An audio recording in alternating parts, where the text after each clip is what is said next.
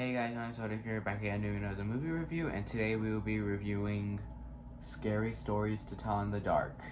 Now, I really love this movie. I thought this was like the perfect movie to review at this time of year because this is actually a pretty scary movie, and it takes place during Halloween time, and it's even based off like one of the scariest kids books out there.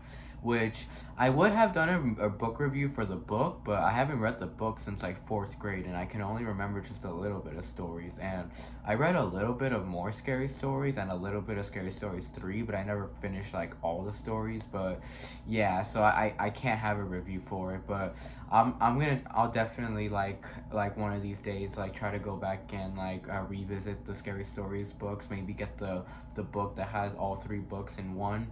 Yeah, maybe get that and just like read the whole thing from there. Yeah, I'm definitely looking forward to doing that one day. So yeah.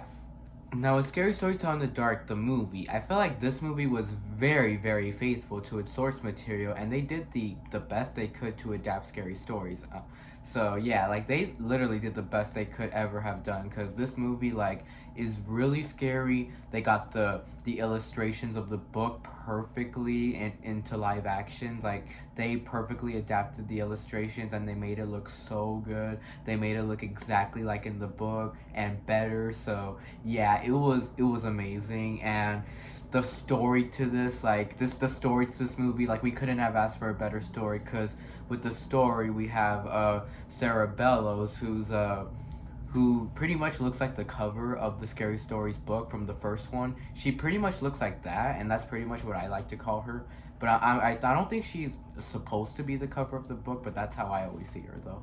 But Sarah Bellows, like she's like a ghost, and like she curses these books and makes these stories come to life. So yeah, and there's a book of scary stories that Stella steals from her house, and then like the stories write themselves, which is pretty scary, and they're written in human blood, and that's really scary. And like literally, they open the book and the stories write themselves, and they people don't read the book. The book reads them. So yeah, that was really scary, and that was a very very creative story. Like books that makes things like when you're writing the book, it slowly makes it come to life. So yeah, that was very creative, and like that was the best story we could have asked for with scary stories. And this movie reminded me of a bit like Goosebumps from 2015, the movie. Which I don't plan on having a review for that movie with this Halloween special, but that movie's okay. I mean, it's not one of the movies I like to go back and rewatch, but Scary Stories I would say is a lot better than Goosebumps. But the thing with Goosebumps is like the books make the monsters come to life, and that's pretty much with this too. But instead, the books read them instead of like them opening the books or something like that, and they come out of the books. So yeah, but like I said, the story was creative, and yeah, and the characters were cool too. Like I really liked all the characters in this movie. I thought all the characters had a lot of emotion. They had great stories, great chemistry, and they were very funny at times too. So yeah, my favorite character in this movie is obviously Stella. Yeah, Stella was really cool. And what else? This movie is great, but it does have a few of its. It does have like a couple flaws, but they're more on the lines just nitpicks. I mean, there is one that I would say is like more of a flaw, and that being like the whole situation in the beginning where they go and decide to go to Sarah Bellows' house. I just thought that was very forced in there, because like it's literally so random, because they were being attacked by their bullies, and then the girl started crying, and then out of nowhere she's like, "You want to see a scary house?" And so it's literally the Sarah Bellows house. So I just thought that was kind of forced. Like they kind of forced it onto there. If we had just gotten like one scene and like when the movie was starting, like maybe with the scenes of the montage, we should have had at least just one scene where Stella rides her motorcycle past the Bellows house, and she looks at it for a second and then continues riding it. That would have made the whole situation not feel forced. Like that would have made it feel like pretty accurate. But they didn't add that scene. I really wish they added something like that so it wouldn't feel forced. And what else? And there was this thing in the hospital where there was these like staff members that seemed incredibly strict, because like they were just like going around the hospital, and like they were like, "Hey, where are you supposed to be at?" And like they even sent them to the police, and it's like, why were they so strict? And then there was another fly. There was like one. I would say this is more of a nitpick, but my other complaint is that I wish there was maybe a little bit more emotion, especially with like some of the characters dying. But oh yeah, if you guys haven't seen this movie, please leave this review because I will get into some pretty major spoilers. But I highly recommend you guys check this movie out though, because it is on Netflix. So. What else? Oh yeah, like I was saying, there should have been a little bit more emotion with this, with like the characters dying and all of that, and and like the other characters feeling sad. I didn't think there was much emotion to that, but we did get a good amount of emotion though. But I just wish there was a little bit more.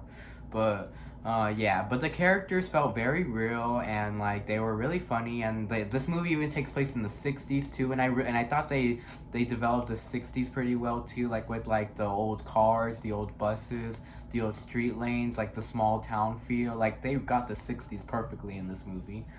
Um, Anything else I should say? And this movie didn't have to take place in the '60s, but but them doing that, like it was great though. Like they captured the scenery perfectly, and I really dug the scenery and the fact that the whole movie takes place in the fall time. That was perfect too. Anything else? Okay, let's get more onto the characters now. First off, Stella. Now I really like Stella a lot. How she always wanted to be a writer. She's a nerd. Like she's a huge comic book nerd, a huge book nerd. Like she's pretty much in every way a nerd, and she's a target of bullies for that. And she really wants to be a writer, but she can't do it in the town, like in this small ass town. But that's her main goal, and she kind of has like a little bit of a dark past because her mom left her. Like her mom left her when she was very little, and and she never knew why, but people kept blaming her for being the reason to why the mom left, and the dad doesn't even know why she left either, and that whole subplot was pretty sad actually. Um, Anything else I should say about this movie? Anything else I should say about Stella? Oh yeah, but Stella, yeah, she was great. She had a lot of heart. She was very sympathetic. She was cool. She had a lot of love in her, and what else? And she didn't want to kill Cerebellos, the ghost that curses the books, because she just wanted to talk to her. Like she didn't even want to kill her. She just wanted to go up there and talk to her and prove that she was innocent and make her feel better. So yeah, she doesn't want to kill. She just wants to talk. So yeah, that's what made her great too. Is she wasn't like straight up going for killing. Anything else I should say about Stella? And yeah, she has a great bond with her friends. Like she has a really cute bond with her friends, and she has a really cute like love relationship with Ramon too. What else? So yeah, Stella, she was great, and the fact that she even right away knew that the books were making everything come to life was great. Was cool too. Like she's very smart for like right away figuring that out. So yeah. Anything else I should say about Stella? Anything else? And yeah, the actress who portrayed Stella, I thought she did an outstanding job. She was amazing as Stella. Like she actually like she was like the best performance of the whole movie in my opinion. Um, Anything else? And Stella, the actress of her, I only just seen her in one movie, and I think this is the only movie she was in, and that was the Annie 2014 remake where she was one of the girls in the foster home. But I thought she was fine in that movie, but in this movie, like her acting just gets like 10 times better, and I really hope she becomes she stars in more movies. So yeah, I really hope she gets more known. Anything else I should say about Stella? I think that should be it about Stella, but she was a cool character and easily my favorite character. I mean, not easily, but definitely my favorite character. And then we get on to Ramon, which I thought Ramon was pretty cool. How he went to this town, like he was just moving into this town, like he was like a newbie of the town, and like everyone around him picked on him except for Stella and her friends. Like the sheriff would always pick on him. Like he kept thinking like he's a suspect of like the people disappearing, and what else? And he doesn't care, and that's what I like about him too. Like even though people pick on him, he does not care, and he loves to stand up for himself. So yeah, that was cool. And there was even one part where the bullies were picking on him, and he was like, "You smell like shit." Yeah, he literally made a face like he did not care. Like he literally made a face like he wanted to get out of the car and start beating him up. So yeah, he had a lot of great moments like that. He had a huge heart too, and it was really nice that Stella let Ramon stay in her basement for a few days. And what else? And yeah, and he was super helpful with the movie too, with like trying to save Stella's friends. Even though he doesn't know any of them, he's still trying to save them. So yeah, and that's what makes him have a huge heart too. Anything else I should say about Ramon? And like, the fact that he always gets picked on, you kind of feel bad for him too. And even the the bullies, excuse my language, call him a wetback, which was very very messed up. And they even spray painted it on his car. That shit was messed up. And it was cool because like in that scene, like Stella's friends knew he had a switchblade, and like later on it ends up showing that he does have a switchblade, which was funny. Um, Anything else about Ramon? But yeah, he was great in the movie. Like he was also a really cool character. And then we get on to Augie, which I really liked Augie a lot in the movie. Augie's the the one that dressed up as the Perot. He was cool too. He wasn't really in it much, but I saw him in other movies too. Like one of my favorite movies, Moonrise Kingdom, and I think he was in the Grand Budapest Hotel too. But yeah, that's where I've seen him in was Wes Anderson cinematography. But this was my first time seeing him outside of Wes Anderson, and he was great in the movie. And I loved how he was a germaphobe. I can kind of relate to that too. How he was afraid of germs, and he was a huge nerd too, and he was so geeky. So yeah, I can relate a lot to Augie. So yeah, he was cool. And what else? And he was always so silent all the time, and but he still cared for his friends. Like the only friends he had was Augie and Stella, and yeah, and he even had a crush on no, I mean Augie's friends were Chuck and Stella. My bad. And he even had a crush on Chuck's sister, which was really funny. I wish they had gone a little deeper in that storyline, but it's whatever. Um, Anything else I should say? But yeah, he had a lot of funny moments in the movie too. And towards the end, like the end of his character was pretty sad, but I'll get to that once I start talking about all the stories. Um, so and then we get on to the character of Chuck, which I thought Chuck was really cool too. He was the funniest character of the movie actually. Like definitely gave this movie a lot of comic relief. He had a lot of funny moments. He was like always eating all the time, and what else? And what was I gonna say about Chuck? And yeah, he was very funny, and that's why you cared for him a lot. And you wanted nothing bad to happen to Chuck, and and he cares a lot for his friends and his sis. And he's at first mean to his sister, but then like over time he starts like to like. I mean, he's mean to her throughout the whole movie, but it's only towards like where Ruthie gets the spiders on her. He like starts to feel like a lot of heart. He doesn't want to die. Like you feel so bad for him because there are so many times in the movie where he's like, I don't want to die. I can't have. I can't die a virgin. Yeah. So yeah, he was funny. And what else? And he gave us the scariest scene of the movie, but I'll get to that though. But yeah, Chuck he was cool. And then Ruthie was cool too. How she at first she didn't believe in like Sarah Bellows and the whole thing with the books, but she had a lot of heart in her. She cared for she even liked Augie too. Like she was catching a little bit of feelings for him. I mean, there's not really much to talk about Ruthie besides just that one scene with her, but I'll get to that though. But Ruthie, she was great though, and what else? Yeah, she didn't really have much in the movie, but like it's toward the end where we see her like do something great. But I'll get to that though. But yeah, the characters were great, and then we even have the bullies like Tommy, which Tommy was a real asshole. What else was I gonna say? What else was I gonna say about any other characters I should talk about? I don't think there are any other characters in this movie, so I think that those are all the major characters. But the characters were great in the movie. So let's get on to the stories now and all the monsters. Let's start off with obviously what's the story Harold, which I haven't read the Harold story, but I heard that that's like the best scary story, but I'll definitely have to check that out sometime. The only story that I read I think was from Scary Stories 3 was just the black spot, and that was the red spot, and that was it. But Harold, that whole scene was incredible, was terrifying because Tommy's just delivering eggs through the cornfield, and then he's walking, and then he sees Harold, and then he like sees Harold again in another like place of the cornfield. And he was like, "What the was Harold? Was Harold here all this time?" And then he walks again, and then he sees another like scarecrow, like the place where the scarecrow is supposed to be, and it's gone, and that was fucking creepy. And then he turns around, and fucking Harold is right there. That was fucking scary. And then Harold like like Tommy's trying to run away from Harold, and then he even tries to like stab him with the pitchfork, but then Harold takes the pitchfork and stabs Tommy with it and turns him into a scarecrow, and that was a very scary scene. Like the scenery and everything made it so scary. It was in the nighttime, it was a cornfield, a fucking scarecrow walking slowly toward you. That shit was fucking scary. And they did the best they could to adapt Harold. Even though I haven't read it, I already know they did the best they could to adapt him. So, any other stories in this movie?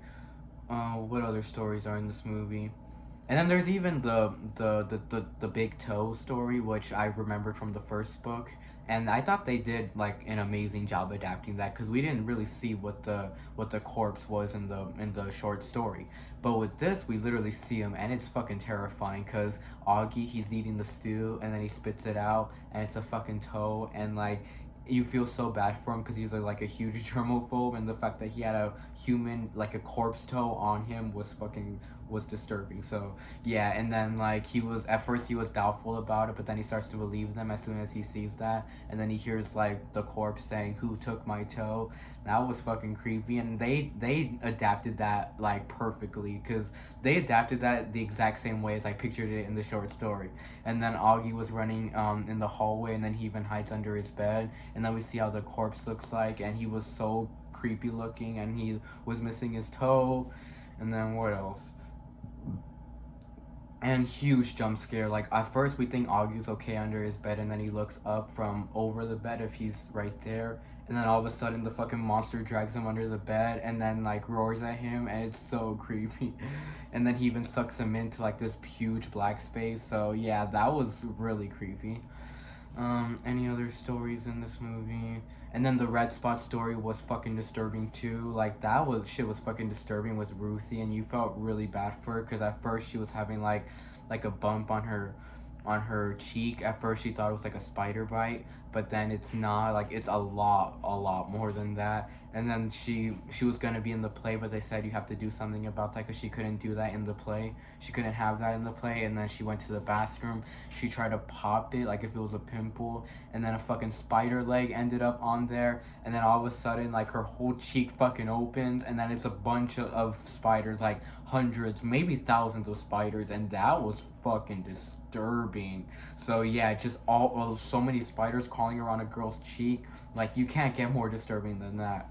Um, any other scenes? And yeah, and that scene was creepy. And then Chuck was able to like get the bucket of water and like throw it at her, and like that killed most of the spiders. Anything else? And then the next story, which was my favorite story of the movie, the dream with the pale lady. That scene was the scariest scene of the entire movie because being in a fucking like huge hallways in a red room, like like at first Chuck, he's trying to really hard to like avoid he's trying really hard to avoid his story to come true, but then it obviously does. And then like the whole hospital lights up red, and then the pale lady is coming after him, and he's trying to run away from her, but every corner he's in, she's always there. Like he turns in one corner, she's there, one corner over there, and in each corner she keeps getting closer and closer to him. And yeah, and just the way the pale lady looked like was disturbing as shit. So yeah, like, and the fact that she was kept walking and walking, and like her whole emotionless face and everything, and then when she finally catches up to Chuck and then hugs him and sucks her inside him, that was pretty disturbing. So yeah, really, that was like the creepiest scene of the entire movie, and that still scares me today. um Anything else I should say? Any other stories? And then we have the last two stories of the movie, which I'll talk about that once I start talking about the end. But for now, I'm just gonna talk about some of the scenes that I enjoyed, such as I really enjoyed the opening montage with Season of the Witch. That was like the perfect opening of the movie, where we saw how Stella was living her life. We saw Tommy like beating the shit out of Harold. We saw how Stella's friends were like getting ready for Halloween, and I really liked that whole sequence in Halloween. And what else? And I like that scene in the house too, in the beginning when they were getting the books and shit like that, and then they got trapped by Tommy. Um, Any other scenes? And I really like that scene where they were trying to burn the book, but then they saw the book is indestructible and it cannot burn. And this was a very funny line delivered by Chuck. He's like, "This is why I don't read books." Yeah. What else? Any other scenes I enjoyed in this movie? Any other scenes I enjoyed? What other scenes? Oh yeah, I also really enjoyed the scene where they went to Sarah Bellows' old friend, her house. I forgot her name, but she was African American. She was like 100 years old. So they went over to her house to find out secrets about Sarah Bellows, and then she told them about Sarah Bellows that she wasn't like as bad as everyone said she was. And then even like Stella plays like the little music box or whatever, and then the like the creepy song of the movie, like the whole theme of the movie plays, and it's the song "Don't Ever Laugh as a Hearse Goes By, for you may be the next to die" from the first book. And what else? And I never thought that that's how the song would have been, like reading that as a kid, and like hearing it come to life was great. And what else? So yeah, that was a great scene. How we got to learn about Sarah Bells, and we got to learn a little bit about the lady too. And then what else? Oh yeah, and that was a phenomenal song actually. Like the movie soundtrack was great too. Like I love the soundtrack. It was like the perfect soundtrack. It was creepy, and it was like you really dug the soundtrack. Like it was great. What else? Any other scenes I enjoyed in this movie? And I thought that scene where Stella's talking to her dad about why the mom left. I thought that scene was very very emotional and very sad too, because they were both crying together, and she was like, "I might die today," and like he's like, "No, no, don't say that." And she keeps doubting herself, and they're crying together about the situation, and he doesn't even know why the mom ran away either. That scene was just so sad. So yeah, I thought that was definitely the most emotional scene of the movie. So yeah, I love that scene a lot. And anything else? And I thought that was very messed up when the sheriff locked up Stella and Ramon in the little cells. And I thought the whole jangly man Amitai Doti Walker story was fucking disturbing too, cause like the way they made the jangly man look was outstanding, and he just looked fucking disturbing. He looked so disgusting. The fact that all his limbs were falling out of the chimney was so creepy, and then they were all forming together in the head. Me Tai Doti Walker, and the sheriff's trying to shoot him, but he can't kill him, and then he cracks his head and throws him onto the cell. That was creepy. And he's mainly going after Ramon, and he's trying to get to him through the cell, and he can even like put his whole body through the cell, and it's just so creepy. And that whole scene where Ramon's like where the jangly man's on top of Ramon's car and he's trying to shake him off was very suspenseful too, and then he's able to run him over in this like big truck, and then like at first he's trapped, but then he like rips off all his limbs, and this was a huge jump scare when he just appears like right in front of the screen. That was very scary. um Anything else? And then I liked the scene with Stella too, the haunted house story, how they brought that back, that they adapted that story too. How and I thought that story definitely fitted in with like the what the movie's ending was going for. So yeah. And what else? So that was a great scene, how we saw Stella like being in Sarah's perspective, like in her like state, how she was back 100 years ago. And what else? And that scene was pretty scary too, cause like the Sarah's family looked pretty creepy, and even like the fucking old lady looked creepy. And what else? And like Ramon keeps getting chased by the jangly man all across the house, and that makes it super suspenseful. So yeah, like that whole sequence in the house was very very suspenseful. And that whole scene where Stella's talking to Sarah was pretty creepy. I mean, it was very emotional, but at the same time really creepy, because the way Sarah looked, like how she didn't even have any eye pupil, she was all white, her hair was so long. She looked fucking creepy. But I did like that scene where she was talking to her like, "What your parents did, that's on them. But what you do, Sarah, is on you. You have to stop writing these books. I'll tell your story. I know you were innocent." She's trying to make her have a heart. And then like she even writes a book herself about Sarah, like how she was innocent with her own blood. And then after that, Sarah vanishes, but the way she vanishes is fucking creepy, because the whole scream she does was very was very scary. Yeah, that scream was terrifying. So yeah, this movie had a great ending. How Sarah Bellows lets Stella take control of the books, and she's writing the stories herself too. And with the books, she's not using them for bad. She's using them to try to bring her friends back, and that was great. Um, Anything else? And I love the ending where she's finally leaving the town to be a writer, and then she tells Sarah Bella's story that she was innocent. And I love the when she hugs Ramon goodbye, and I love the last shot of the movie where they're leaving on the highway, and then Ruthie's right behind her and she's helping her out, and that was great. Like I love how Ruthie's now helping her out. Um, Anything else? Like at first it made it seem like she was gonna be like in the asylum forever, but she was all better now, so she's gonna be helping Sarah out. And I really really hope they do a sequel to this movie of adaptation to more scary stories telling in the dark. That would be fucking awesome. So yeah, amazing movie. And yeah, this movie is great. I'm gonna give this movie a solid A. I would definitely give it an A plus, but from the flaws that I said in the beginning of the movie, really detracted from me giving it an A plus. But yeah, it is very close to an A plus though. But yeah, great movie and one of the best movies to watch during Halloween time. So yeah, bye and see you all in the next review.